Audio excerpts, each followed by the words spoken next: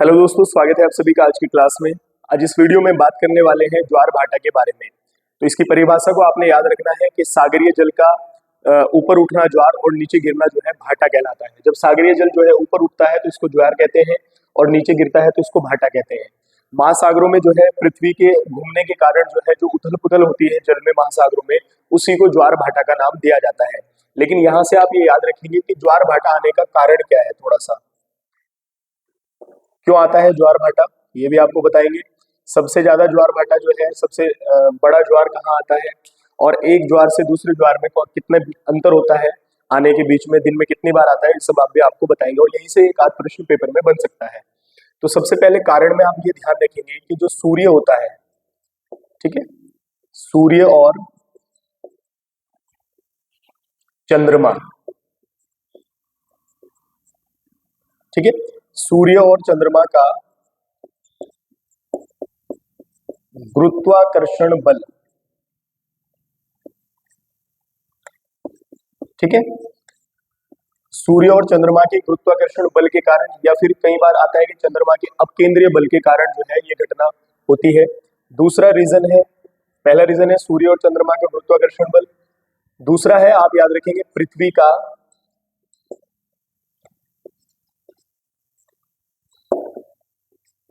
अपकेंद्रीय बल, पृथ्वी का अपकेंद्रीय बल, ठीक है ना, ये आप ध्यान रखें। तो पृथ्वी का जो अपकेंद्रीय बल है, इसके कारण जो है क्या होता है, ज्वार भाटा का जो है कारण आने का ये है, ठीक है। तीसरा आप यहां से ये ध्यान रखेंगे, पृथ्वी का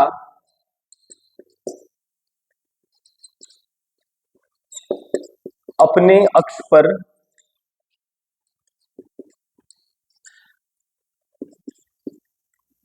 घूर्णन,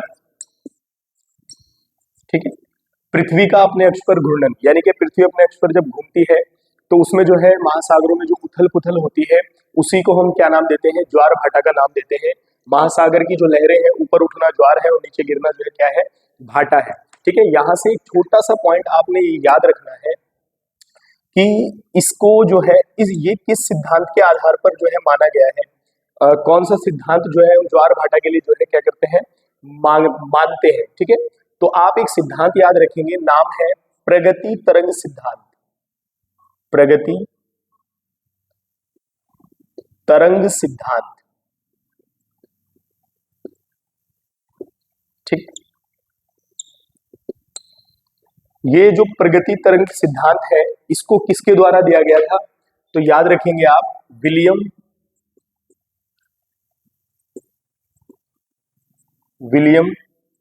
वेवेल, ठीक है ना, विलियम वेवेल के द्वारा जो है प्रगति तरंग सिद्धांत दिया गया ज्वार भाटा के लिए। ये भी एक छोटा सा पॉइंट है, कई बार आप पेपर में आने की संभावना बनती है।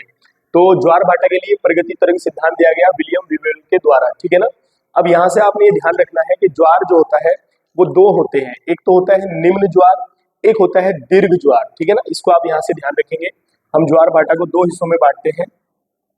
एक आप याद रखेंगे दीर्घ ज्वार, क्या याद रखेंगे, दीर्घ ज्वार, ये कब आता है, ठीक है ना। दूसरा है आपका निम्न ज्वार, क्या है, निम्न ज्वार, ये कब आता है, ठीक है।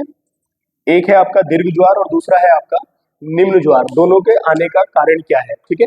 तो देखो दीर्घ ज्वार कब आता है, यहां से आप ध्यान रखेंगे, दीर्घ ज्वार जब आता है जब चंद्रमा कौमा पृथ्वी कौमा सूर्य एक सीधी रेखा में हो, ठीक है ना। ये तो मैंने आपको जो है सूर्य ग्रहण और चंद्र ग्रहण के समय भी ये बात घटना बताई थी, जब सिजगी की घटना होती है तो उस समय जो है दीर्घ ज्वार आता है। ये कब कब होता है, तो ये दो बार होगा, जब पूर्ण चंद्र ग्रहण होगा पूर्णिमा को और पूर्ण जो है सूर्य ग्रहण होगा अमावस्या को, तो उस समय जो है दीर्घ ज्वार जो है क्या होगा, देखने को मिलेगा, ये आप ध्यान रखेंगे, ठीक है। दूसरा अगर हम बात करें निम्न ज्वार की, तो निम्न ज्वार कब आता है, तो यहां से आप याद रखेंगे जब जो है सूर्य और चंद्रमा, ठीक है, जब सूर्य और चंद्रमा पृथ्वी के केंद्र पर 90 डिग्री का कोण बनाए। ये आप ध्यान रखेंगे, यानी कि जब जो है चंद्रमा और सूर्य जब जब पृथ्वी के केंद्र पर 90 डिग्री यानी कि समकोण बनाएंगे, तब तब जो है वो निम्न ज्वार आएगा। यहां से आप ये ध्यान रखेंगे। दीर्घ ज्वार कब आता है? जब चंद्रमा सूर्य पृथ्वी एक सीधी रेखा में होते हैं तब दीर्घ ज्वार आता है। और निम्न ज्वार कब आता है? जब जो है सूर्य और चंद्रमा जो है पृथ्वी के केंद्र पर 90 डिग्री यानी कि समकोण बनाते हैं, तब तब निम्न ज्वार आता है। ठीक है, अब देखो सबसे महत्वपूर्ण बात जो यहां से आपने याद रखनी है वो ये है, जो पेपर में यहां से प्रश्न बनता है, यहां से आप याद रखेंगे कि दो ज्वारों के बीच का समय। ठीक है, ये आप ध्यान रखेंगे और यही पेपर में यहां से पेपर में यही प्रश्न पेपर में बनता है। यानी कि जब एक ज्वार आता है और फिर दूसरा ज्वार आता है तो दो ज्वारों के जो बीच का समय है वो कितना है, तो आप यहां से याद रखेंगे 12 घंटे। ठीक है, और 26 मिनट। ठीक है, यानी कि जो है ये समय कितना है, 12 घंटे 26 मिनट में जो है दो ज्वारों के बीच का जो है वो क्या है, समय है। और एक यहां से आप ये याद रखेंगे कि हर दिन में एक जो है 2 बार निम्न ज्वार आता है और 2 बार उच्च ज्वार आता है। ये आप यहां से ध्यान रखेंगे थोड़ा सा। तो दो ज्वारों के बीच के समय को हम क्या कहते हैं, मतलब कितना समय है, 12 घंटे 26 मिनट। ठीक है ना। अब सबसे महत्वपूर्ण सवाल जो पेपर में बनता है वो ये है, स्टार बनाकर आप इसको ध्यान रखेंगे, विश्व का सबसे ऊंचा ज्वार, विश्व का सबसे ऊंचा ज्वार कहां आता है। ठीक है, तो ये आप ध्यान रखेंगे यहां से और लिखेंगे, ये है आपका फंडी की खाड़ी में। कहां पर आता है, ये पेपर में प्रश्न बनता है, फंडी की खाड़ी में। ठीक है ना, और ये कहां पर है, तो आप याद रखेंगे कनाडा में। कहां पर है, कनाडा में।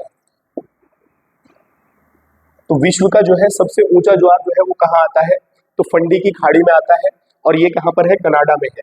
तो ये ज्वार के बारे में था। दूसरा आप यहां से याद रखेंगे कि ज्वारीय जो ऊर्जा होती है उससे हम जो है ज्वारीय ऊर्जा का हम प्रयोग भी कर रहे हैं। वहां पर जो है टरबाइन लगाकर जो है सोलर जो लैंप स्तंभ होते हैं उनको लगाकर जो है इसका प्रयोग भी कर रहे हैं।